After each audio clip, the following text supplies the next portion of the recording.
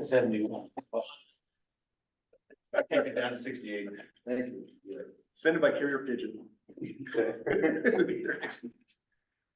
Okay, we'll go ahead and move back into open session. I'll call the meeting to order for the Elmore County Fire Protection District's February board meeting. Can we get a roll call, please? Director Emerson, Here. Director Brenton, Here. Director Gilchrist, Here. Director Kaiserman. Here. Mr. Chairman, quorum has been established. Fantastic. And if you would all join me in the pledge of allegiance. I pledge Allegiance to the flag of the United States of America and to the republic for which it stands, one nation, under God, indivisible, with liberty and justice for all. Okay, item 4, approval of the agenda. Do we have any comment or anybody to wants to make a motion to approve the agenda? I'll make the motion. I'll second. Okay, all in favor? Aye. Mr. Chairman, just as a point of order, with Director Kaiser being online, we need to roll. Oh, with him being on roll it, votes okay. because he's online, Yeah, so. roll call. Director Emerson, Aye. Director Brenton, Aye. Director Gilchrist. Aye. Director Kaiserman. Aye. Good. Moving on to item 5, first public comment. This will be any persons wishing to address the board on any item on the closed session portion of the agenda may do so at this time. Do we have any public comment? Public online? No. Hearing none, we'll move on to item 6, which is the report of action taken in closed session. So in closed session, we reviewed the proposal for the MOU for the non-represented employee group. And so we'll open that up to any discussion by the board regarding their proposal. If there's any? I think it was well done. I think it was mutual agreement and respect back and forth from what I heard. Any from the public? Okay, so we need to outline the bullet points. No, you Don't have to. It's not really on one of yours. Okay. So yeah, there were essentially 4 bullet points in general that were agreed upon, and so we've got public comment, and we'll just need to do a roll call vote. You'll need A motion. Oh, motion, I'm sorry. Yeah, I'll make a motion to approve the tentative agreement between the non-safety employees and the Rutherford County Fire Protection District. Second. You have a second? All right, then roll call vote. Director Emerson, Aye. Director Brenton. Aye. Director Gilchrist. Aye. Director Kaiserman. Aye. Okay, unanimous vote to move forward with that MOU. Move on to item 7, the consent calendar. All items approved on a single vote except those pulled for individual discussion and action. Do we have anything you want to pull or any discussion on the consent calendar? I'm going to, because I wasn't here, I'm gonna abstain. It's not that I'm against the minutes, it's just because I was absent last month, I'm gonna abstain. Okay. I have no issue with what's there. Just- And anything from Director Evanson or Kaiserman? And that's only on the minutes. Okay. Okay, do we have a motion to approve the consent calendar? I'll make a motion to approve the consent calendar. We have a second I'll second it. and a roll call. Director Emerson, Aye. Director Brenton, Aye. Director Gilchrist. Abstain on the minutes, aye on the rest. Okay. Director Kaiserman. Aye. Okay. Item 8, public comment. Any person wishing to address the board on any item that is not on the agenda, they do so at this time. Public comments are limited to 3 minutes per person. Do we have any public comment? Still don't have anybody online? Okay. Move on from public comment. Item 9, departmental matters, 9A, administrative mid-year budget review, fiscal year 2023-2024. Review and approve. Chief. Just gonna handle this one. Attorney Ford. This is gonna be too loud if I speak right here. No, Okay. Good afternoon, gentlemen. Yeah. So in front of you guys, you have the mid-year budget, that's not a proposal, it's just the review of the mid-year budget. And as we had anticipated, that's gonna reflect a reduction in the strike team revenues. If you guys scroll down approximately 2/3 of the page, you'll see. I'm sorry, give me 1 second here. So yeah, about halfway through the page, 0881, strike team mandatory reimbursements. So for the closeout of 22-23, we collected 181,000. So your ballpark of about $230,000 less than you were to the previous year, but that just has to do with the tempo of the strike team last year. So that adjusts back and forth, but there's no effect on the expenditure side, only to the extent that we would lower the expenditure side. So there's not gonna be any overages because of that. If you now scroll down approximately 2/3 to line item 1403, you'll see an increase on the development impact fees for the remodeling of Station 17 for $102,000. And then you also see miscellaneous revenue coming in for 1940 for the first responder fee. That's actually from Senator Gill's office, the $1 million for the Placerville station. And I did have a conversation with Michael O. He's recommending to the board that the fire chief actually invoice the city of Placerville because he believes there may be some accounting issues there on the auditing side of that. So if it's going to be a pass through from our agency to the city of Placerville, he's recommending that we actually invoice them for that. So that nothing's, comes up down the road, any type of audits or anything like that. Would that be a invoice for the full million or our portion of it? So the intent, at the last meeting, we approved the agreement. The city council also approved that same agreement with no changes to it. So that $1 million, we're going to transfer into a separate account at the city, so it lives at the city and not at the county. But, okay, got it, copy. But the invoice that we're gonna invoice the city, is it for the full million or is it for half of it? No, what I'm gathering is the city would invoice us for the $1 million. We would give them the $1 million. That was a paper trail and not just an exchange. Oh, okay. Yeah, so we're not just a pass through, we're actually accounting for it. Got it. So gentlemen, the second page is the financial summary, and all that reflects is that extra roughly $1.2 million that I just spoke about. Nothing has changed from the final budget that you guys have adopted regarding the actual surplus fund there. And then we can kind of walk through the rest of the budget. I'll take you guys specifically to the pages. There's not a whole lot of amendments to it. Most of them reflect the decrease in the strike team revenue. So on page 1 of class 3000, there was the subsequent reduction of the strike team coverage from $300,000 to $185,000. There was an increase to the sick leave coverage if we've had some individuals that are using FMLA and are also on extended leave right now. So that increased by $50,000.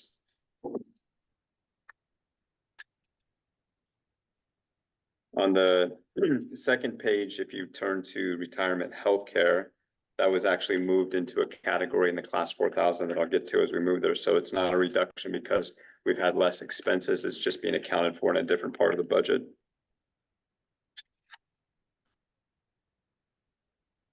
On page 1 of class 4000, we have an increase to safety boots, class 4020, that reflects the MOU, collective bargaining agreement increase there. And then also on class 4022, there's an increase of $10,000 for uniforms that have been increased as well through the collective bargaining process.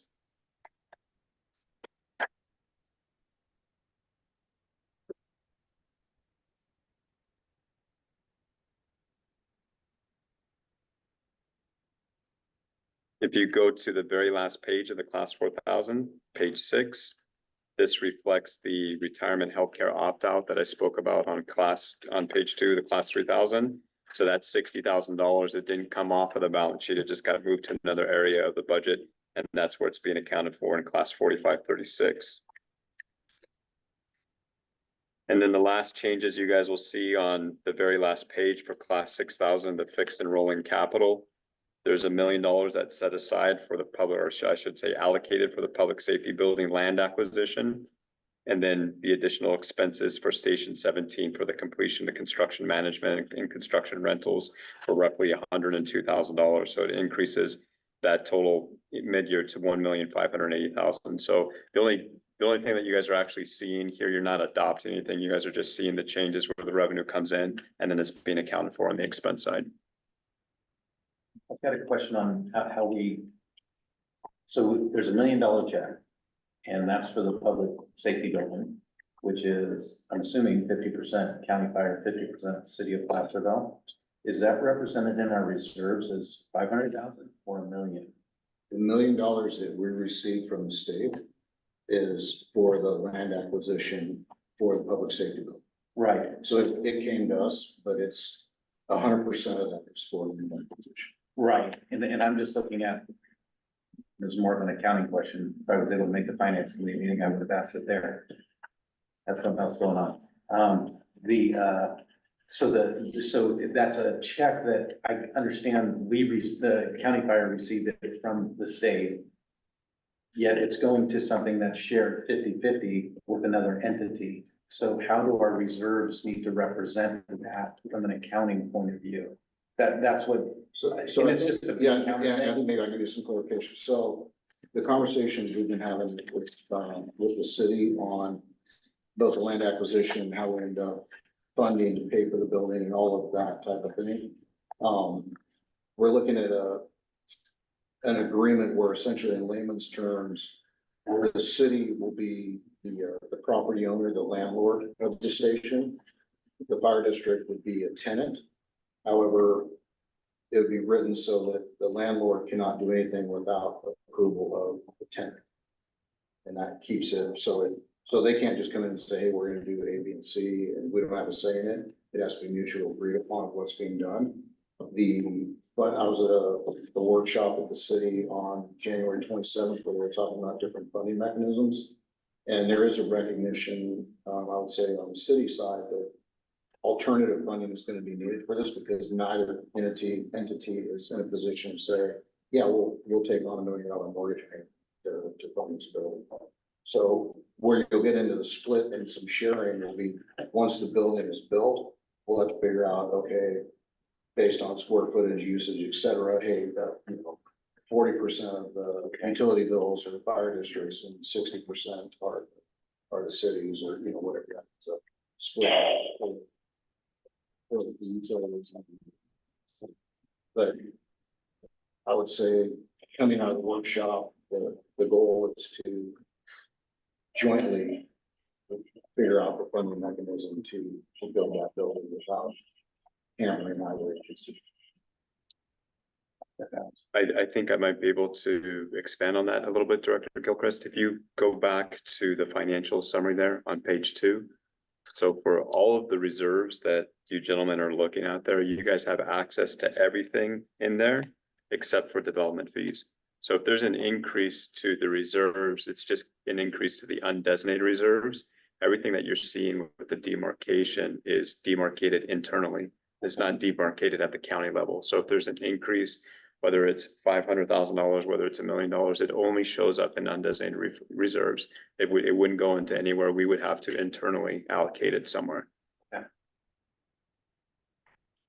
you. That's all that I have, gentlemen. Like I said, this is not an adoption for you guys. It's just a mid-budget review, just to reflect the strike team decrease as well as the additional revenues that have come in and also to account for the final expenditures on Station 17. Thank you. Yeah, thank you. We do actually we have to submit. Oh, they're gonna submit this? So they Yeah. just. Because they'll make the adjustments at the county level. Okay, I misspoke. I apologize. We don't have to vote, we just accept and file, right? No, I'll need a No, motion. I'll make a motion. We probably have to open it up. Oh, right. Any more comment first? Comment? Do we have any public comment? Then we'd be looking for a motion to approve the mid-year budget.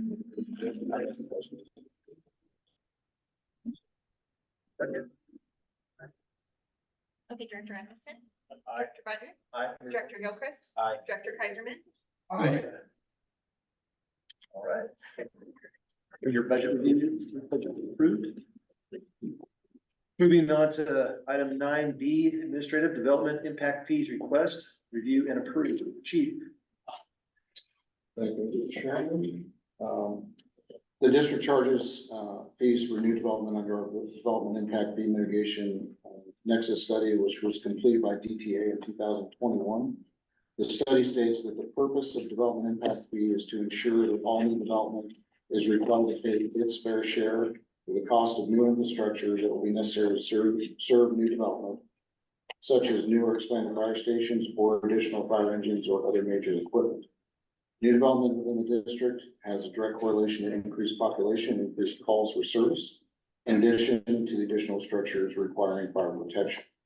These increases reduce the service life of our frontline apparatus. The district has placed an order for 3 additional Type 1 engines at the cost of $675,000 per engine. The additional apparatus in our fleet affords us the opportunity to extend the service levels when situations warrant additional staffing.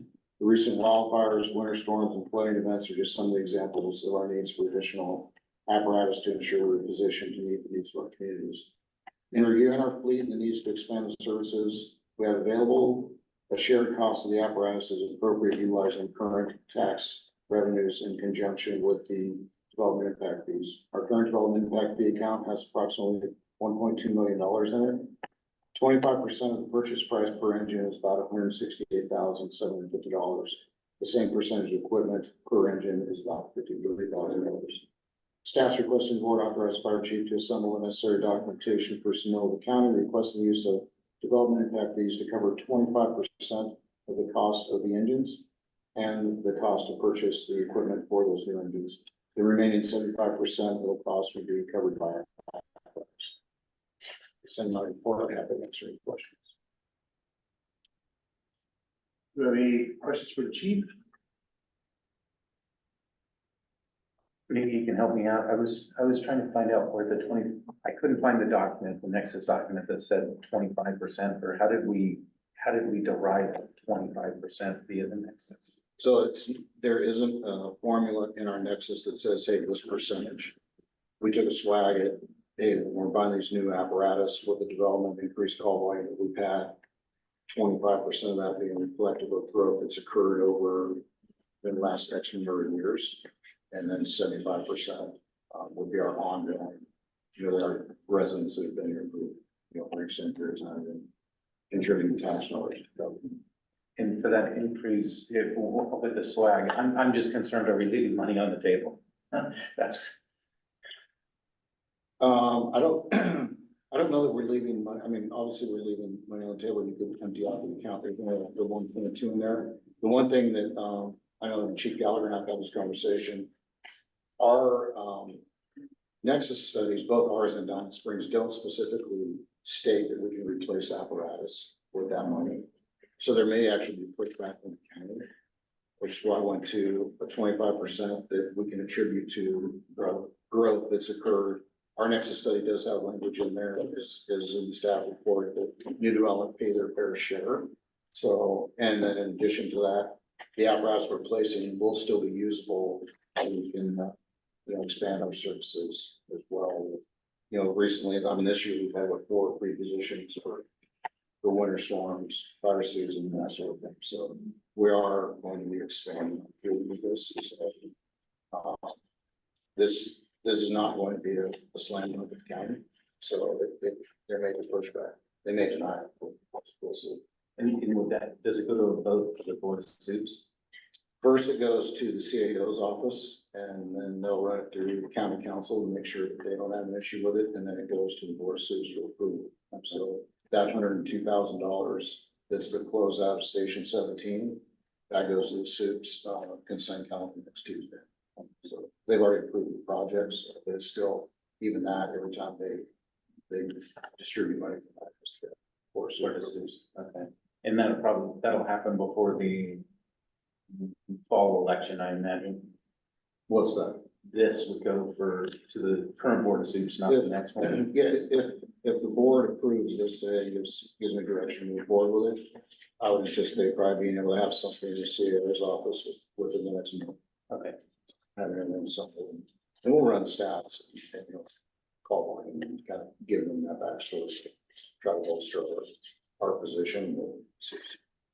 partly due to your expansion and new development. So and this is for the type one engines, what about, are we looking at money in this account for the truck? Or That'll be equipment? part of the, when it has 53,000 per engine, that includes, equipment for the truck. Oh, so it's So we'll do mixed in. three, yeah, well, 25% of the three engines, and then 25% equipment for four, basically, which will include the truck. So obviously, that's most likely gonna be a higher price tag for paying what you had to put on the truck. And there's another option to that too, of going in for the engines, if they deny the engines, which is a potential. Submitting 100% of the truck, because that is a new piece of equipment. Or within the report requesting, 100% of the truck, and maybe just 25% of the engines. So, because there is 102,000, so, or I mean, 1.2 million available. So we don't- Yeah. Well, yeah. it So would we be can nice. massage that around to get that number. Okay. Any other board discussion? Do we have any public comments or discussion? None? Okay, and do we have a motion regarding the development impact fee request? Make a motion to approve the development impact fee request. Do we have a second? Second. Okay, roll call. Director Evanston, Aye. Director Brennan, Aye. Director Gilchrist. Aye. Director Kaiserman, Aye. Right. So they approve right off the bat. If not, So, and just for clarification, is that as a staff report written, or is there a little flexibility in there on that equipment? no, we should give you flexibility of equipment as we discussed. Okay. Yeah. Okay, item 9C, Administrative Workplace Violence Prevention Program, review and approve. Chief. Thank you, Mr. Chair. The California State Legislature passed Senate Bill 553, Workplace Violence Prevention Plan, which was signed into law by the governor. The bill requires all California employers to develop workplace violence prevention plans as part of their injury illness prevention program, typically known as IAPP program. As part of the services provided by our workers' compensation carrier, the district was provided a template program, which in conjunction with our ongoing training fulfills the requirements of SB 553. The training and facility evaluation components will become part of our annual ongoing training and inspections. The required training for our personnel is already included in our Vector Solutions, which was previously Target Solutions training program. Facility assessments will also be included in our annual facility reviews. Staff recommend the board approve the El Dorado County Fire Protection District Workplace Violence Prevention Program as presented. I think it said on the third and the fourth, or the second and the third, that there were gonna be a drop box here. Oh, okay, sorry. Okay. Don't worry. And then as part of my staff report, we have included the workplace violence prevention program. And it's got the dual logo on top. I will say that, Downey Springs got the same template, and, Chief McVeigh kind of went through and massaged stuff along the check with, Chief Daniels to make sure they are the same program, so that at the end, it's a piece that will be, it's kind of process. So, Okay, is there any board comment?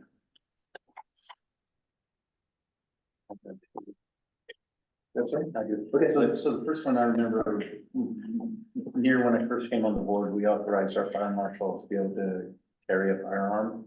And in that, and when I read the policy, I thought that might fall into question our fire marshal's ability to be able to do that. And that was to assist law enforcement when they had dual action things they had to occur. And so my concern was, the first concern I have is with regards to that. Is this going to impact that policy that the board put in place? So we do not currently have anybody in our fire prevention bureau that carries. Got it, but we have a policy that allows that. If I recall from a few years ago. But There's a program in place for it, but I believe that was person specific. We don't have anybody right now that is pursuing that track for training and will carry. Does Diamond Springs have anyone in that capacity? Not anymore. Not Nobody would want to in the near future either. No. I'm just thinking about from that point of view, will we be? And I know it's a policy that can be done by the board down the road, but is it putting anything in place that will compromise that ability? That was my concern, because I remember, I think Chief, Lloyd was chief at that point, and saying that, and having them be at the same level as those that they're doing enforcement, what it was important for our protection and safety point of view. So that's what my question I'm thinking was going. That was that, I think that, yeah, the policy probably ought to have, or plan should have allowance in there that, because you are correct, we did have that allowance in the past, and we did have, person that did go through all the training and was certified, qualified to carry the firearm. And you're right, it could be done later, but maybe that's something that is noted in there that per district policy, that when approved, because in there obviously states that can't have a firearm. It does have something about. it's pretty. Yeah, and much like the work board, is very specific to that, but for those that are qualified peace officers, it gives that allowance too. And I don't know if it's worth noting it now, that not now we don't have anybody, but maybe down the road, we do decide to have somebody like we did in the past. Just, Yeah, I think we're gonna dig in the archives here because we have a policy against firearms on department property. They're not allowed to do that. That's an ongoing. that's an ongoing ongoing one currently, policy. and And I I'm sure it's- believe I think when we changed Brandon's job description that allowed that peace officer piece, that's where his job description allowed him is. to carry. in his personal job description, it has the ability to allow. Because his job description changed as part of that, fire marshal, had the peace officer component that allowed him to carry.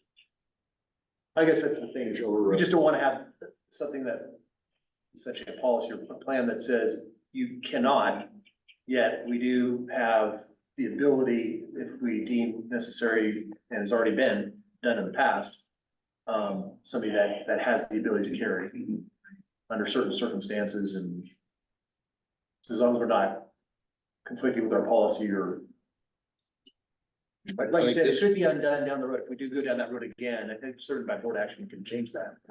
Just, I don't know, is it worth doing that, or if we're comfortable that the plan says this, however, we do have the ability of the job description for the fire marshal if we deem necessary that they have the ability to. I think putting a little sliver of language in there for peace officers, their duties or that type would allow that to where through the proper training or proper training and so forth, it's there. That's my thinking on it. I guess my thought would be that this actually is in alignment with department policy, which we have a no firearms policy. And then there was just the exception based on that individual's specific job. So then maybe we need to change that policy, bring that back and change that policy so that I guess what I'm like is having exception after exception all the time, as opposed to saying, hey, if you're past the, and I'm gonna say this wrong, but I think you get the gist, have the proper training authority as a peace officer, that our policy allows the person in their job capacity to carry on campus, so to speak. So to play devil's advocate, does that open the door for a rank and file that says, well, hey, I want to take the classes so I can carry while I'm on duty? Well, if it's not in their job description. No, and I believe in there should be by I mean, the that's a good approval of the point. fire chief and the Sure, board. In the board, Absolutely. right, Yeah. right. I mean, have all the necessary protections there. I just don't, I'm one that doesn't like to have exception after exception after exception. That's just. Or that, I mean, this is kind of deep there, but if you do have a plan that says you do not, and there's policy says you do not, yet we have another policy says, well, under certain circumstances, whatever this person can, and something occurs, an incident occurs, that somebody could come back or attorney could come back and say, hey, your policy and your prevention plan says this. However, this person is allowed to carry that. Just, you know, I mean, it's kind of a CYA thing, but just as long as our kind of our policies mesh versus saying no, and then, oh yeah, we individuals that can. So that we don't have that issue. That's just all I'm concerned with. That it's just because you say we're before we have that dichotomy but there is allowance that as a certified qualified peace officer, you know, by the department, that they are allowed to carry the firearm. The other piece to it that maybe a lesson learned from us from the previous would be knowing that if we had somebody that was looking to do that, we know now that we need to go back and amend our policy and amend this as part of that package and request to come to the board. That, hey, this individual, you know, has met all the training or she's met all the training. They want this new job description. Here's the amended policies that they allow. Or we can go back. I'm just looking at that. That's more staff time to go back and capture policies for something that we don't have anybody in the office that's doing. And I'm looking, and I hear you copy. As we combine with Diamond and as we grow, I can quickly see where in the next 2 to 3 years, we might have that just because of the greater area in which the district would be covering, that might become more of a reality sooner rather than later. That's my opinion, just one guy. And I think if we just have it clean, to me, I think it's clean. But I'm almost. Yeah, I mean, there's two ways to do it, is either take the current policy and while we were talking about this, this IAPP portion and clean it now. And it may or may never be used down the road, or if we do go down that road and decide we want to reinstitute that program, then just going back and doing it at that time. I mean, it's staff time, it's, you know, so I guess, you know, we could move forward as is now and then revisit it if and when we go down that road again. But that's the thing is that at some point, if we do go down that road, that does need to be cleaned up. Because you could have that conflict of your policy and your IPP and just from past experience, especially when you're talking an IPP portion and you get an OSHA investigation, trust me, they go through that with a fine tooth comb. The I's are dotted, T's are crossed, otherwise they would come back and when they find discrepancy in policy and your IPP, it gives them tons of ammo and they'll slap the lines down. Having lived through that a number of times and in recent history, we just have to be mindful that try to keep those things aligned. Because that's the first thing they look at is, okay, where is this with your IPP? Here's what your IPP said, but here's the practice that occurred. And You're in conflict. You're in conflict, and then that's just another one, okay, here's the starting with fines. I mean, it's that. Are they significant? They can be depending on what it is. And just depending on what it is, very significant. See, and I also think if we take care of it now, it's something someone doesn't have to remember years down the road. It's like it's known, let's take care of it and have it set so it's buttoned up. And it doesn't limit or the possibility of something being out of sync down the road. That's kind of where I'm thinking is do it on the front end as opposed to the back end. So does the workplace violence prevention program address people who by job description need to carry something? Is it, I mean, It references it does. law enforcement. Yeah, Okay. it should be in there. Oh, is it in there? Okay, Well- sorry. Look at the exact. I read it.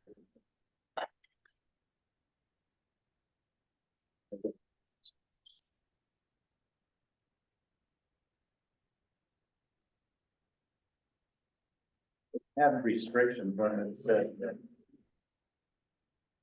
just won't carry is what I remember. So. Well, actually, it's in addition, Alcoa County Fire District prohibits all dangerous weapons not used for fire suppression, accident or incident response, emergency medical services, the service of law enforcement, or security duties on UCF property. So the service of law enforcement So it's stated in there then. would be. And when I read that, I was thinking sheriff, CHP, Placerville PD? And then is the fire marshal considered as under the umbrella of law enforcement? We did, because when we instituted, that's when they had to go through the training with Placerville PD, and they were under 832. There's 832 point, yeah. It is in the full 82.3 for peace officer, it's like an 832.1, so it's like a slight step below, it's kind of like the level a reserve officer would be considered. So it allows you to carry a certain, and so the training that Brandon went through at the time met those requirements. So that would then cover the fire marshal. Yeah, so as it's stated in the IPP, so that should alleviate the concern. Okay. Yeah. So law enforcement is not, I mean, that would include the fire marshal. Okay. If they were deemed, they went through the process and they were deemed a PC 832.23, whatever it is, then that would be covered. Okay. Yeah, so approving this as stated, then in the future, if something comes along, you just have to make sure that their criteria fits within what's here.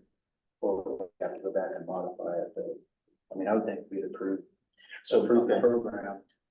I guess with that language, there would be sufficient enough, because if they are, then they are a peace officer. Okay, and then just one more thought on it, so I'm good with that, so was looking at, and just a position with the sheriff's office a few years back. And I actually went through all the PC 832 training, passed and got that, and so I was, qualified for the role I was looking at with them. As a board member, now it's expired for me just because it has. But it says in here that, you know, anyone else, if they had gone through that training and recognize that, would that include them or not? So the PC 832, I've taken that class a couple times, but that doesn't give you the ability to carry. Right. That's a whole. That's the training, Next. yeah. So if the person has the ability to carry, are they eliminated by this policy? Even though they're not. No, because they wouldn't be considered a peace officer. Okay. Here's an example, here's a good example that is our folks. We have our SWAT medic personnel, and when they are under the auspice working with the EDSO, correct me if I'm wrong, they have the ability to carry when they're in the course of that duty. They are. They receive trained. They're trained in the firearms that the SWAT officers use, but they do not Do carry. not carry It's during kind of that duties. last ditch, something happened, they're familiar and have the ability that if they needed To operate to, the weapons. To get the word, and Yeah. that, yeah, but they do not. And we talked about that with the SWAT medic program, kind of length of how could we get them, and there's not an easy way around it to get them to carry. Because to your question, because a lot of, but there's a lot of those guys that also happen to have their CCW, but allow them to be able to bring it on. bring in campus. those, yeah, Yeah. at the work site. Right. Even if they were part of that SWAT team, and even if they got to the point where they were able to carry on the SWAT deployment, they would not be able to Right. have it. No, and I get what you're saying, because I was in a situation where what you were describing with the medics happened as right along PDSO. So, I'm just worried on limiting those. Yeah, and I forget the exact parameters on it because it's out of my wheelhouse, but we talked with SO about that CCW. And they were like, oh, actually, you do not want to having SWAT medics carrying under a CCW. Right, because it's a whole nother. Yeah, yeah, protection. you It's absolutely- not the same as the peace officer. Yeah. Okay. Any other questions or comments regarding the IPP? Yeah. Okay. Any public comment? None? Okay, do we have a motion regarding the workplace violence prevention program? I'll make a motion to approve the workplace violence prevention program. Do we have a second? Well, second. Okay. And just for clarification, that's as stated, correct? As We're I gonna see, be- yeah, Okay, because I think we established that Marshall Falls under the falls under the portion. peace officer portion. okay. Director Evanston, Aye. Director Brennan, Aye. Director Gilchrist, Aye. Director Kaiserman, aye, Okay. Moving on to, item 9D, administrative concur CalCard tracking software. And guideline 2.4 update and standard operating guideline 2.4.1, review and approve. Chief. Thank you, Mr. Chair. So just a little bit of the backstory, with our CalCard program that we've had in the district for years, it's always been kind of one of those things that isn't a finding or audit, but it gets mentioned because of the receipts and making sure that we get all the receipts in our current procedure anytime, and all the engines have CalCard, so when we buy fuel or whatever, they have to get the receipt. That receipt, whether you're in Pollock Mines or Pool, has to end up in Kathleen's office. So we do a pretty good job at it, I would say, but 90% or so. And so it's always kind of those things that's mentioned. A couple months ago, I was at a training class with a couple of chiefs from Eldorado Hills, and it was a 2-day deal. So we're at dinner, and we get done with dinner, and they both pop out their phones, take a picture, oh, we're done. I'm like, what are you guys doing? I'm like, CalCard receipt. I'm like, what, hold on, so they introduced us to the Concur software, and what that allows for is we can track all of our CalCards through there. The individuals that have them, we can set up an approval process where I use my CalCard, I shoot a picture of the receipt. I go, hey, it's meals or fuel or pick a thing. And then if our program is set up that, say Kathleen is actually one who approves mine, once I submit it, it goes to her. She can look at it and say, yep, it's there, approved, and then it goes into the database of the program. So we can set it up. The thought would be to have all of our captains issued CalCards, give them access to the Concur software and the training on that, which is forthcoming. The captains, if they use the CalCard, their receipts would go to their division chief. Once their division chief approves it, then it's logged in, and it's all electronically captured versus kind of what we're doing right now, where whose name is scribbled on that receipt that use that, and then again, some of it's challenging to get. Things get lost, or the envelope doesn't make it to 21 for a month to get them there. So that program where we're at right now is Kathleen's in the process of standing that up and putting everybody into it. We updated CalCard policy along with our purchasing policy. We got the CalCard policy SOG actually from Diamond Springs, and kind of massaged it, so it's kind of in alignment with that. But that's where we're headed. The first SOG, which is the 2.4, it's just an updated on the verbiage that allows company officers issued a CalCard. The previous SOG had just the apparatus and the chief officers. So adding that piece to it. And then the second one, which is the 2.4.1, is actually the policy that outlines the CalCard usage, references the Concur software program. The one, couple of pieces that are missing that we'll have to bring back to the board before we can fully implement this is we'll need to have training for the crews. And then we took a look at, there's an acknowledgement, for lack of a better term, that yes, you're receiving the CalCard and here's the policy. We need to update that to include the language and training for the Concur software. So that as we issue the cards, the captains will receive a copy of the SOG. They'll sign acknowledging it, so we have that documentation piece.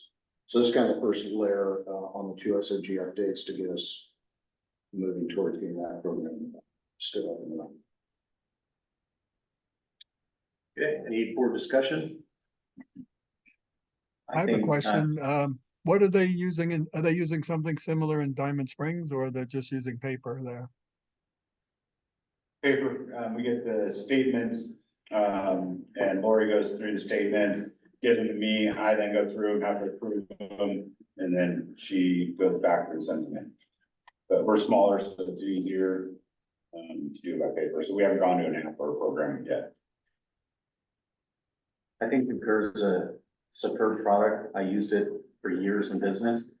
The one question, because they were talking about an enhancement years ago when I was using it, is instead of taking a photo, if the card company like Costco creates an electronic copy of the receipt and just pushing that in, is that capability there as opposed to taking a photo of the? We'll get it's like every 10 seconds, there's a data dump from, perfect. so Kathleen will see, hey, here's what's come through. Uh-huh. And then she can see what's been submitted. and then what's still pending. So if there's still, you know, I'll use Chief Lohan because he's in the room. You know, she can reach out to Chief Lohan and say, hey, there's still 3 in there that are pending your approval. So that's the electronic that a charge hit, Mhm. not the submittal of the receipt. So, got that, so what I was looking for is, we were asking for an enhancement years ago that instead of taking a photocopy of the physical receipt, the credit card company generated that as to what they had, and they can submit that as opposed to doing a photocopy of the receipt. That would match up with the accounting. They So- haven't, they haven't. Implemented that yet? I haven't seen it. Okay. I thought, and that don't, nothing, Concur's a great product. I think it's fabulous. And so I just, It might be an option, it just hasn't come up in my training yet. okay. Because that was, It's because pretty- there are it's times pretty you lose slick. receipts. It happens. Mhm. And so, yeah. And then the other one, is there, the policy would have spending limits, I would imagine? Okay. I think it's a great tool. I think it's a Yeah. superb tool. I've used it a lot. So much easier. Yeah, it was. Less, lost the receipt and try to go back.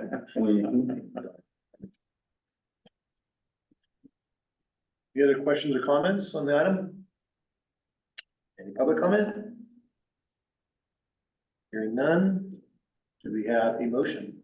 I'll make a motion. Second. Dr. Evanston? Aye. Director Brennan? Aye. Director Gilchrist? Aye. Director Kaiserman? I, Moving on to 10, item 10, board matters. And there. 11 committee reports, standing committees, budget and finance. Budget and finance. nothing to report.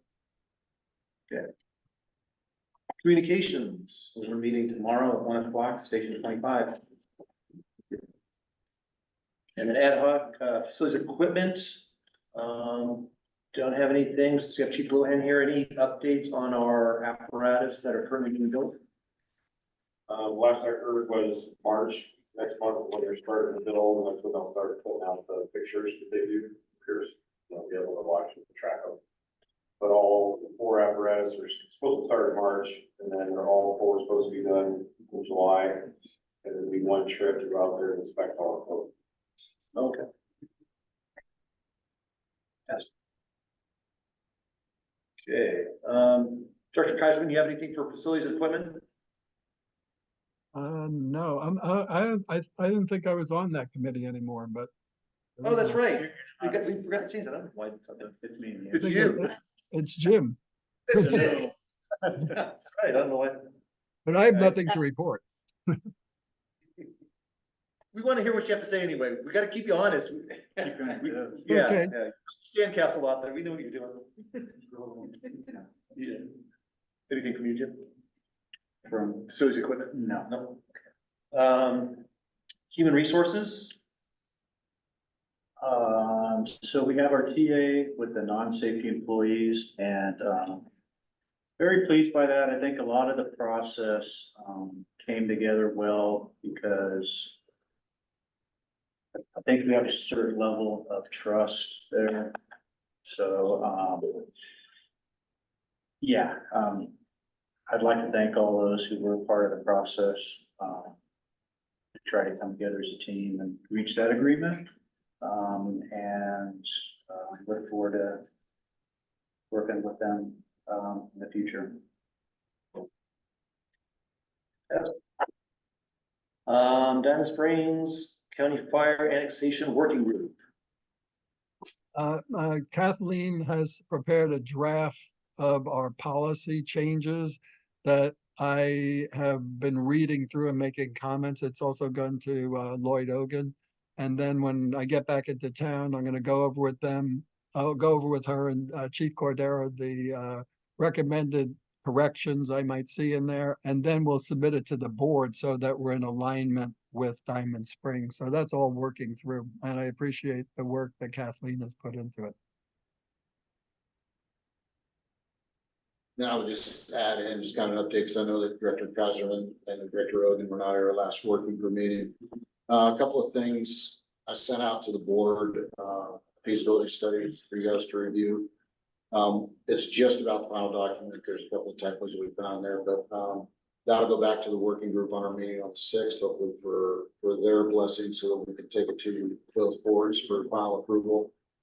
As you're reading through that, I would just, if you find something substantive that needs to be changed in there, let us know, but just bear in mind that, you know, we've got like 20 sets of eyes on this thing in the working group, and there's 1,000 different ways to skin the cat, so if it's just like, I wish this paragraph was before that one, I mean, just kind of bear in mind, there's a little bit of consultant work that's been done there, but by all means, if there's something that is inaccurate or thing needs to be changed, please let us know. Just want to give you guys time for that. The other piece is with, PERS legislation that we needed. I was very happy to get an email about 2 hours before the meeting we had at EID with, Senator Alvarado Gill that SB 1240 is our legislative piece. So kudos to, really Chief Daniels and Captain Spencer, those two, have been working, pretty relentlessly with, California professional firefighters to get that legislative piece put together. We just got the final, fact sheet from, the senator's office as well. The bill is being pushed with urgency, which will ensure that it gets heard this year. It also,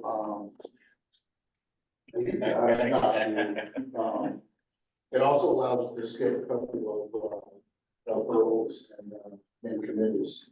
So we don't have any date yet on when the bill will actually be introduced and heard. But it's in the hopper and that piece is rolling. So that's, pretty exciting news. Was, you know, in talking to, Lauren at the senator's office, multiple times and California professional firefighters, you know, when you don't know and understand the process and they're telling you, hey, we're good, we're good. Until we got this, I didn't know that we were good. Yeah. So, and everything really is hinging on it. I think as I reported last month's meeting, Chief Gallagher and I met with LAPCO, and really, we don't have a plan B to mitigate the PERS issue.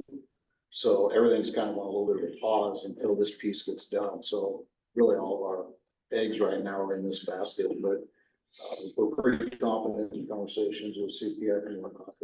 It should be a non-issue from what we're being told, but we met with Chief Gallagher and I met with the retired chief from Central Fire, Steve Paul, by chance. But he was in Central Fire when they annexed in, Los Altos, something else. But they had to go through this process, so we had a Zoom call with him with, hey, what was your process like and this and that. So it was a good conversation just to get his perspective on their annexation process down there. But that piece is moving along. Chief Gallagher and I have a meeting with, the county surveyor and, Sue Henneke tomorrow to, see if we can tackle that mapping, component that needs to be done, where the quote we got was $135,000. So from outside source. So I think I can shut it down. So I'll back up a little bit. I might not. There's a mapping component that we have to get done. So I've reached out to Chief Johnson, like, hey, who do you guys use? Oh, we use this company, CTA. So I've gotten some information from LAPCO on what needed to be done, and included in that was an example. It was Elrod Hills Latrobe annexation, and the mapping was done by CTA. So I reached out, had a good conversation when they sent us a proposal, and it was $135,000. Elrod Hills was about $10,000. So I spoke with Erica at LAPCO, and she's like, man, that seemed really high. So I called down and had a conversation like, hey, did you put a comma in the wrong place? It's supposed to be 13.5. And he's like, well, with the size of your guys' districts, it's a much bigger area. So yeah, that's accurate. So Chief Gallagher and I, after we kind of picked ourselves up off the floor, said, well, let's go sit down and meet the county. So we went and had a meeting with Sue Henneke to see if the county could have this, because we didn't budget for that. Diamond didn't budget for that. And she inquired about, well, I wonder if the surveyor's office could do it. So she has some communication with the surveyor's office, setting the meeting around it out. Hopefully they can do it at a much reduced, if not no cost. I don't think no cost, but hopefully substantially reduced cost, and maybe the county will chip in and help as well with we'll have more info on that after tomorrow, so. And that's with the GIS guys, right? Yeah, In the map. it has to be fully surveyed, and so it has to have a surveyor stamp on it, and it's all, you get all the coordinates, and it's got all the GPS coordinates for each coordinate. Well, I've read stuff, it's pretty expensive, so. But that component actually isn't due until the state BOA, Do it, I'm sorry. until it goes to state board of equalization, so this is one of those things we're trying to get done ahead of time, so. Because it was CTA said it'd be about 12-week process for them to do it, so it's gonna be that ball over, so. But that's kind of where everything lies with that. Again, I think once both boards approve feasibility studies, we'll probably look for a joint meeting with our board, down as board, kind of town hall setting where, we can invite the public in and have Fitch there to kind of walk through that feasibility study with all the information that's in it and start that next process. So, that's kind of all I've got on the working group. Just a quick comment on the second page of the first document you handed out, it said vote 2/3 appropriations, no. Fiscal committee, yes. State mandated local program, no. I'm assuming that means it is not going to go to the appropriations committee. It is going to go to the fiscal committee, state mandate committee or group, it's not going to go to, because we had our last Senate bill, got stuck in appropriations and never made it out. So am I So interpreting that it correct? requires a 2/3 vote. Yeah, the It last does one. not go to appropriations. It does go to fiscal, and it does not go to state mandated local program. Okay, good, because we lost it in appropriations on the last one, so that's good to hear. And I think that's part of that, a little bit of assumption, when it's going through is an urgency statute. I think that's where they said it would skip some of the hoops, so it's probably appropriations. State mandated. Perfect, good to know. And here. Fewer people to vote it down.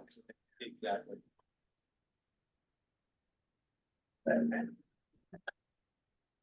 Nothing else on that, then we'll move on to item 12, correspondence and communications, engine and medic unit response stats. Thank you, Mr. Chair. In your packet, you'll see the stats for our engines and medics for the month of January, which was a pretty busy month for all of our personnel. Call volume was definitely up for the medic units and the engines. Some of the photos you see on the front there is the JPA has been going around and issuing challenge coins for field saves. So this is just a portion of our folks who were recognized for field saves they had last year. I tried to fit more on there, even the pictures got really small, so. But kudos to the crews, they've been really good. We have had a couple of pre-positions that we've done. We had engines pre-positioned on this past Monday and Tuesday, the weekend before that. We've done 4 so far this year with the projected rain and the winds and that sort of thing. So this last storm system really didn't impact us much. The one before that got all the winds. We're pretty thankful to have the extra engine companies. It did get pretty busy with trees down, trees in their homes and that sort of thing. So it's worked out well. Crews are doing good though. They really, step up their game and they're working hard to meet the needs of the community. But all the stats are in there and I think it's a great question.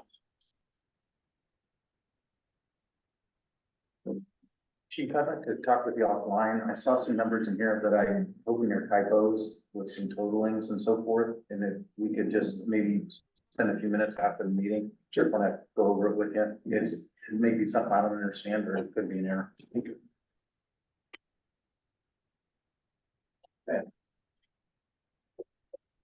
Moving on to item 13, fire chief's report. Chief. Thank you, Mr. Chair. So as noted previously, we're continuing to work with the city on the land acquisition for the public safety building. Again, the city had a workshop where we talked about potential funding mechanisms for that facility. They're also working on an RFP for a real estate agent to handle the transaction. We're still looking at the property on Railroad Drive. The city's Fire Safety Council, Placerville Fire Safety Council is having their annual fire safety event on March 23rd.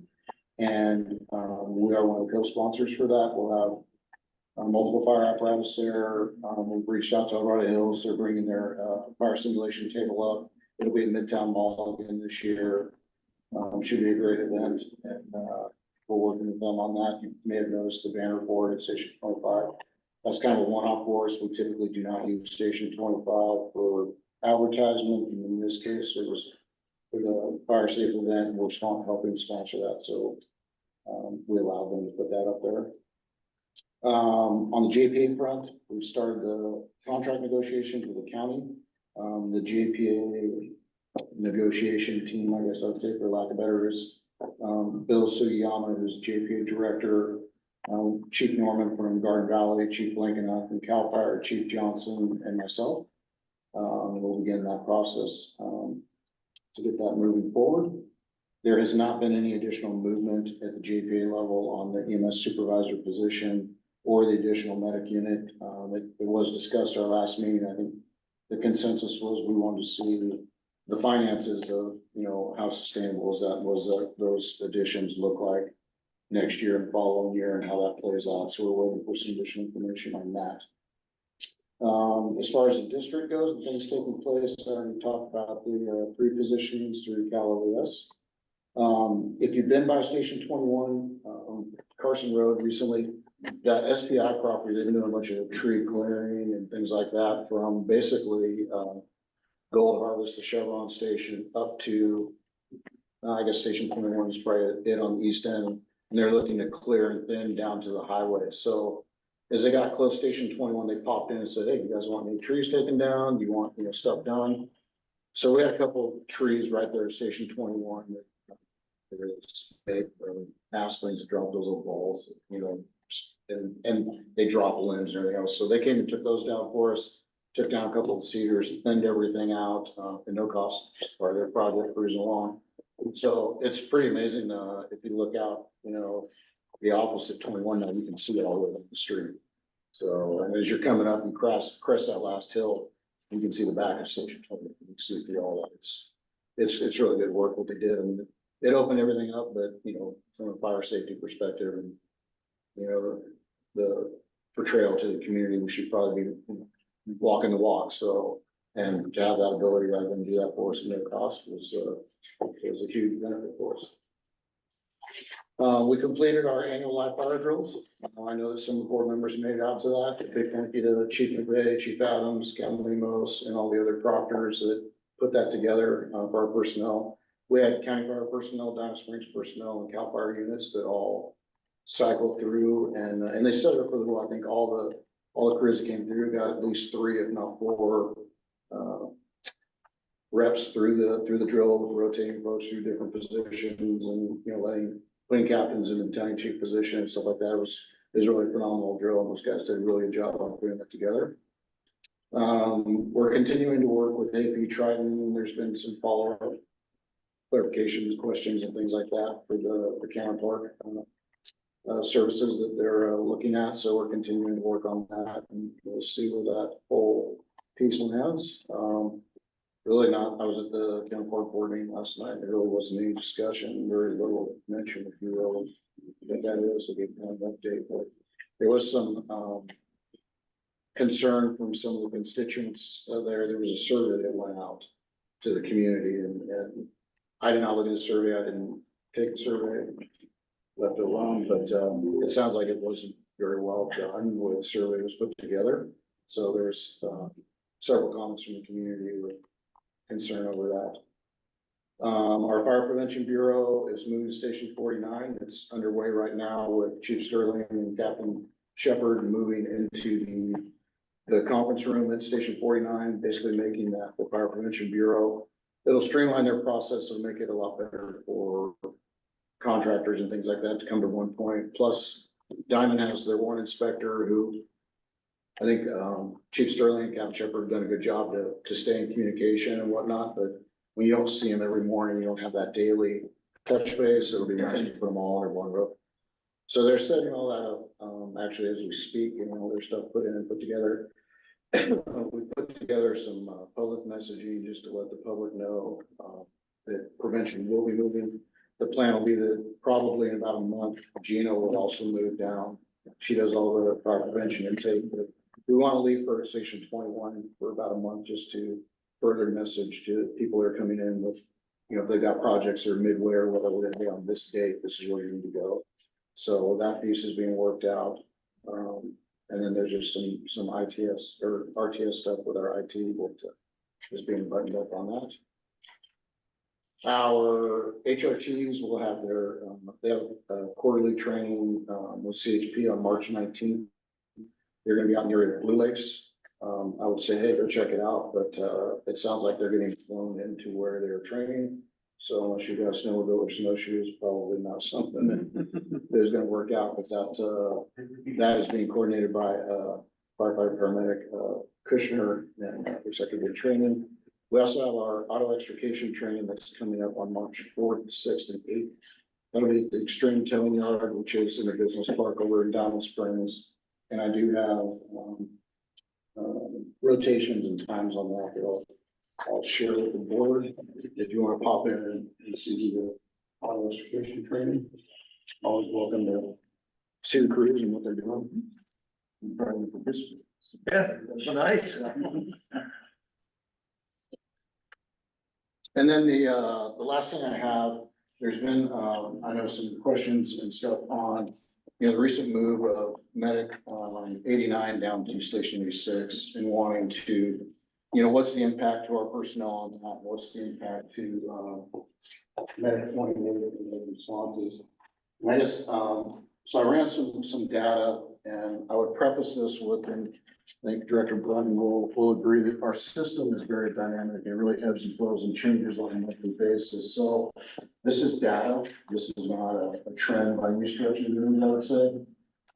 One of the things is I had to go back and pull numbers from 2022, because you recall in 2023, we lost Medic 49 for that window of time. So Medic 28 actually moved to Station 48. So those numbers are really skewed. So if you look at, the top box is Medic 28 for 2022, and you can see they ran a total of 289 calls. The interesting thing is if you go to the right, the next box, Medic 28 for January this year, they ran 237 calls. So they had actually a reduction of about 50 calls for that month, which doesn't surprise me that that's kind of how it ebbs and flows. And then you'll see broken down, on the rows, that's, the CA is Cameron Park, ESP is Diamond, ECF County Fire, Elrod Hills, Georgetown Garden Valley Rescue.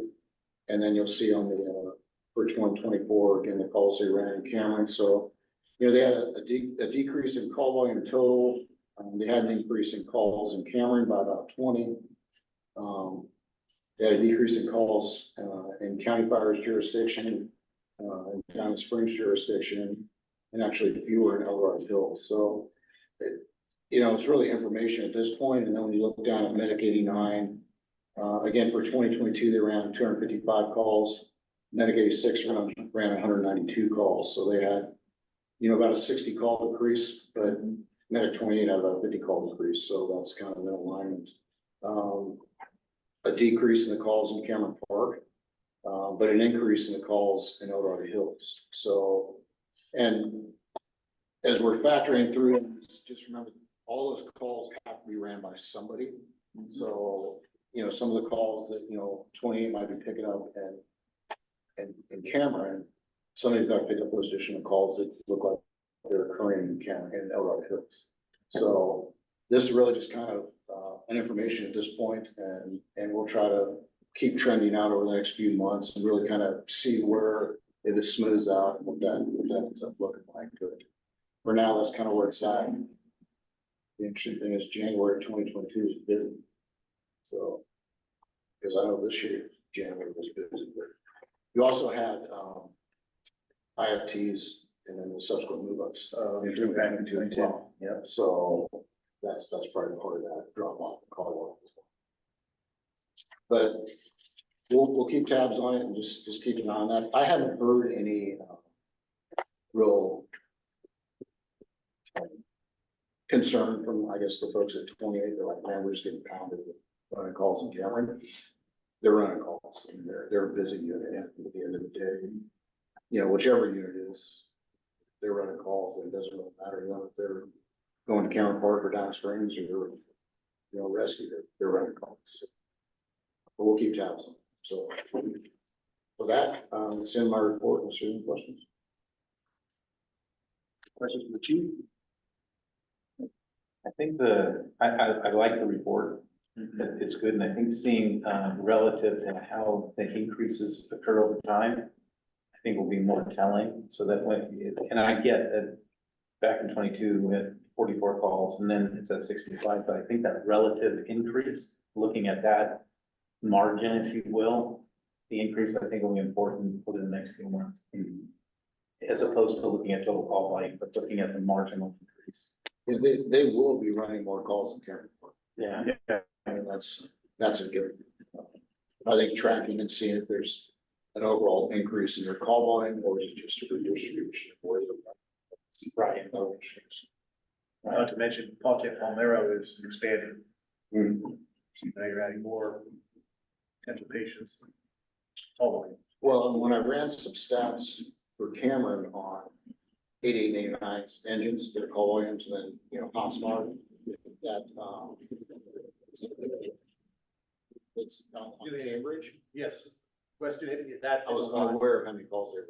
And that's not a big facility, and they run a ton there. I just think it's their facility policies and what they pull the trigger to call 911 versus what Ponte or some of the other ones will do. But yeah, that place is a hot spot for sure. For as small as it is. Is that a country club in Cambridge, the corner there? It's, No, it's, no, it's off of Cambridge. It's, back behind where that Chevron and, Chuck Billy, that Cameo.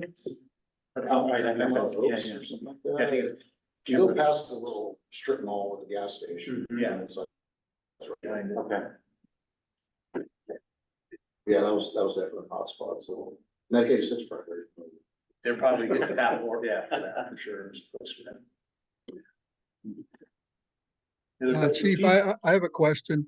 Do we know if the Triton report is gonna give a recommendation to Cameron Park, or is it just gonna list the strengths of the agencies they're reviewing? We have any idea on that? My understanding, I mean, I don't wanna, I think the impression from the CSD board is that they're expecting a recommendation.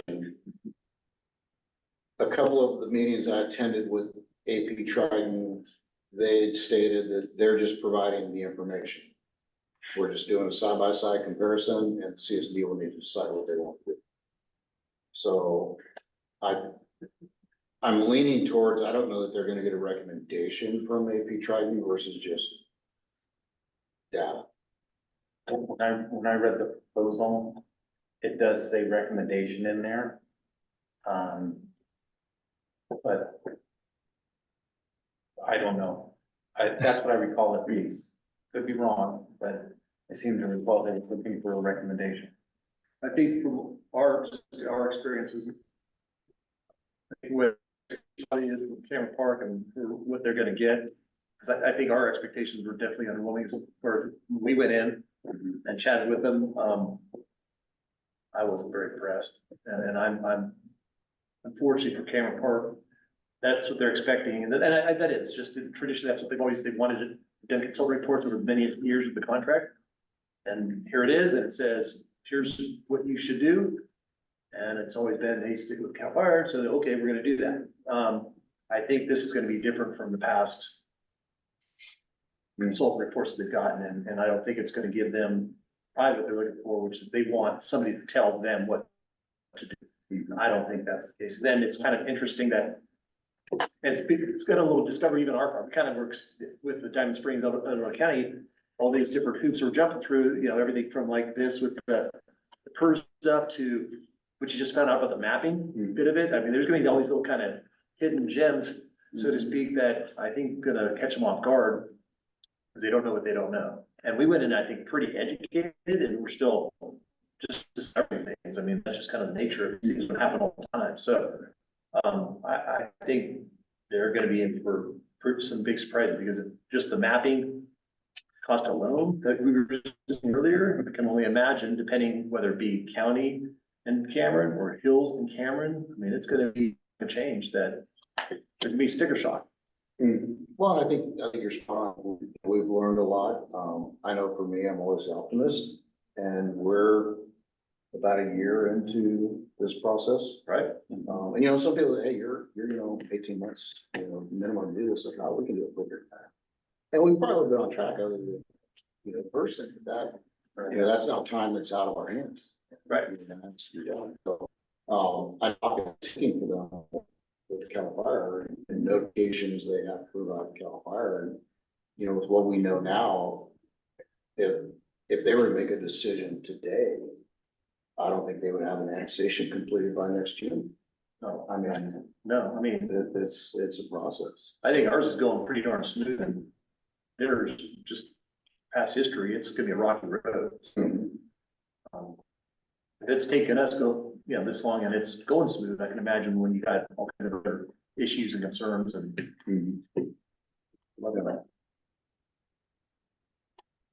Okay, nothing else, we'll move on to, board comments, any board comments? Yeah. You, the most, Who's that? Sorry.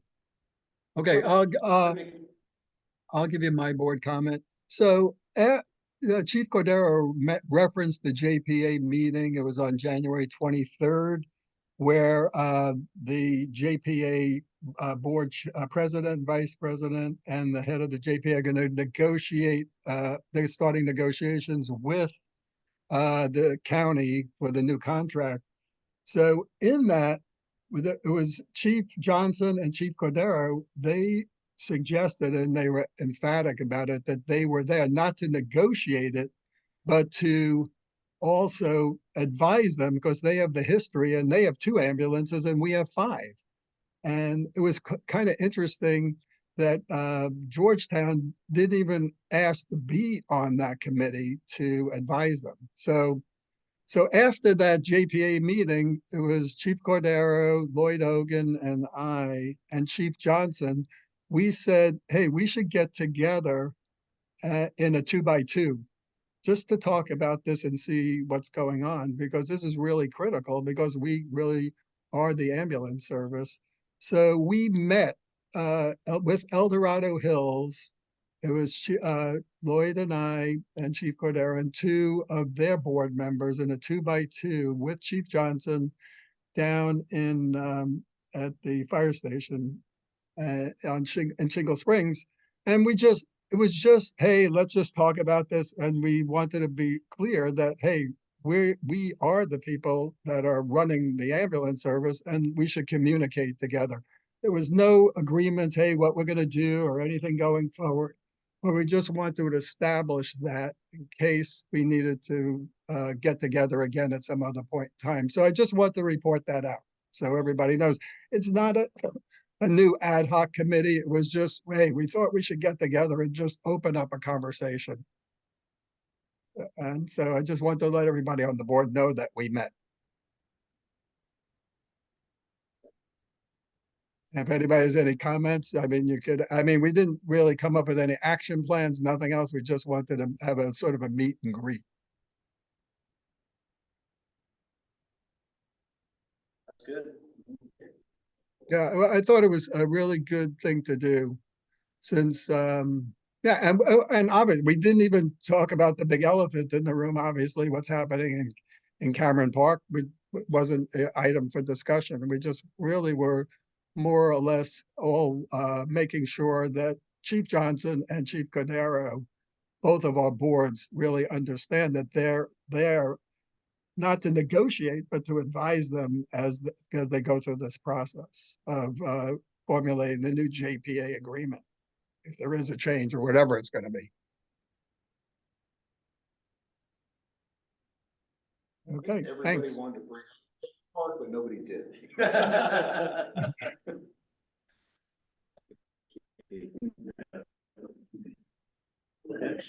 okay, so I've got a few, trying to be quick, but first one, just wanted to, and I touched base with the chief on this a few weeks ago. You guys all know what happened on the 15th January and winding up with the Cabbage by 4. And I just wanted to publicly thank, because I honestly believe I would not be here today if it wasn't for the guys in 28 on duty when I got there. And so acting captain Nick Thomas, engineer Matt Irwin, firefighter paramedic Nick Kushner, and PAO Steve Johnson, and PAO Alex Prince. I was in pretty bad shape, and I told Chief if I had a challenge point I could give him, I'd give it to each of them, because I wouldn't be here otherwise. I firmly believe that. So Chief, I let them know somehow, some way that I truly appreciate what they did. And so I'll leave it at that. Also, thank you to the staff for the flowers and the gift ball card. Much appreciated. Thank you.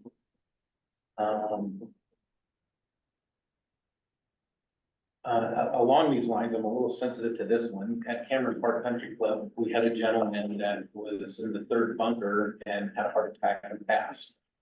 And part of what was looked into by that board a couple of years ago was an emergency response plan, so that when there's a call to go to the country club, that a medic unit necessarily doesn't go to the country club because it's probably somebody out of course, and getting out there would be a challenge.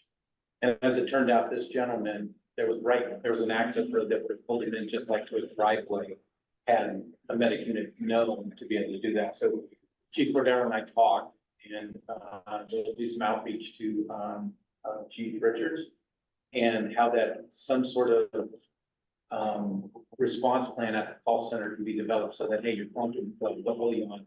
How do you get there as quick as possible?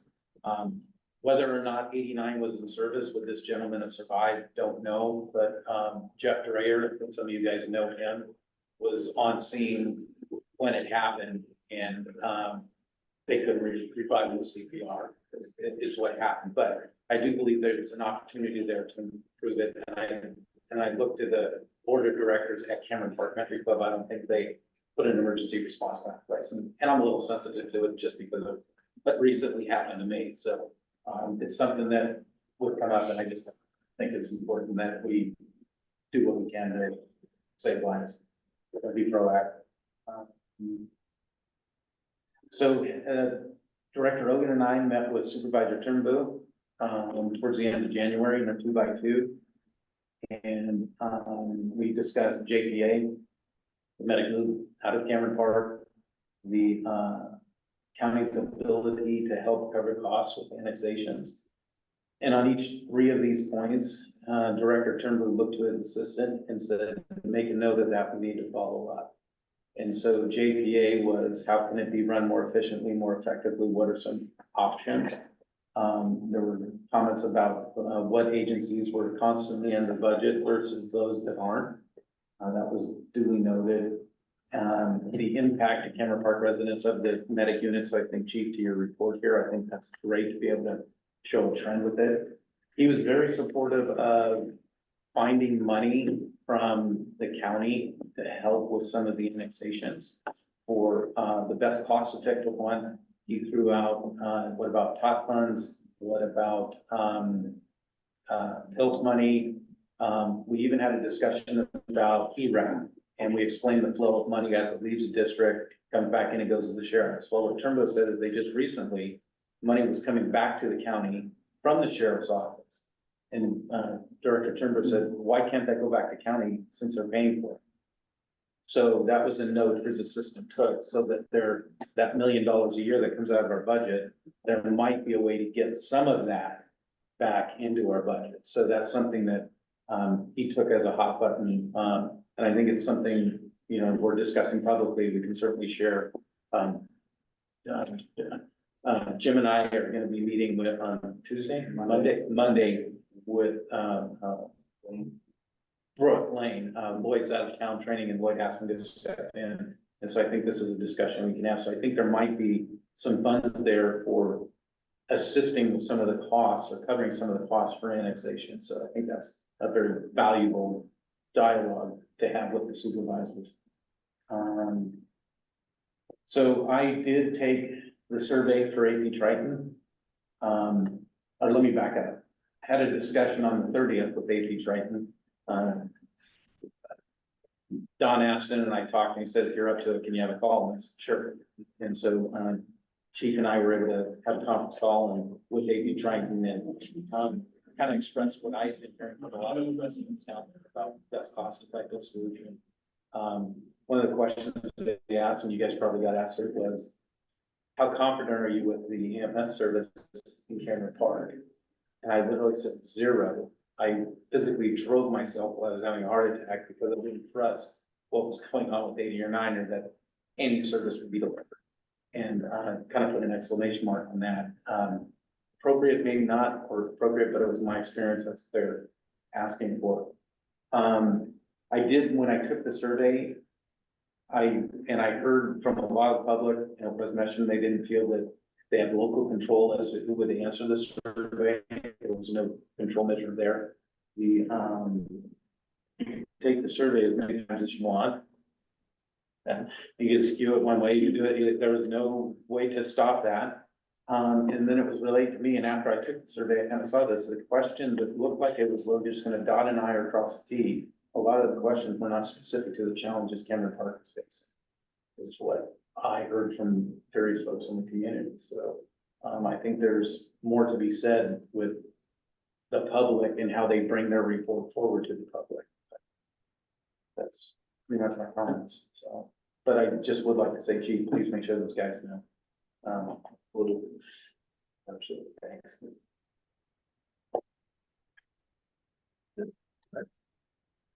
Any other board comments? No, just, Taylor on, and I know that Director Evans was gone the morning prior. I went in the afternoon to the hot drills out there, and it was really good, well run. They did a good classroom session, listening to Captain Limos's did a fantastic job of that, command and control and all that had the company officers, and then they had the firefighters separate, do another training classroom. I thought it was really, really good stuff. And then when they went and did the actual evolutions, it really clicked, and good seeing all the different companies and different agencies all working together, just like they do day in, day out. And I get my day job, I get to see that on a pretty regular basis, and there's no difference. It's just seamless there in training as it is out in the field. So good drill. A lot of hard work put into it as always, and it wasn't just we gotta be here and pull hose and stuff. I mean, everybody was at a fireground pace, and that was good stuff. So to be commended for sure. Just expanding on that, yeah, it's all the work we do here at the board level, administrative level. I mean, that's where the rubber meets the road, and to see quality of training, but once again, the effort of the people involved. And that's why we're all here, is the public service. And I appreciate being invited into those training activities so we can see what's going on, like the auto extrication coming up. So thank you for those invites. Yes, I would encourage you, if that's in your schedules, to attend those. I think it kind of grounds what you do here. Yes. You can go out and see, Definitely. okay, this is what they're actually doing. Okay, that's good to see. Great. Still gonna say, having done my ride along in the medic unit as a customer. It was an experience, and I hope I don't have to have a fire at my house to have a ride along in an engine at some point in the future, but professionalism across the board, so. It was real good.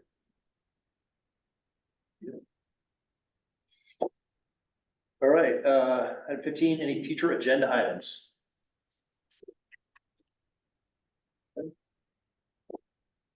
Our next board meeting is gonna be March 21st. And if nothing else, we'll move on to adjournment. Do we have a motion to adjourn? Make a motion to adjourn. Do we have a second? Second. Do a roll call. We have to do roll. Director Emerson, Aye. Director Brennan, Aye. Director Gilchrist, Aye. Director Kaiserman. I, Hey, back to the beach, Mickey. Mahalo. thank you. Aloha, mahalo. We're jealous. I'll be joining you next month. Oh. I would have had my umbrella drink. Yeah.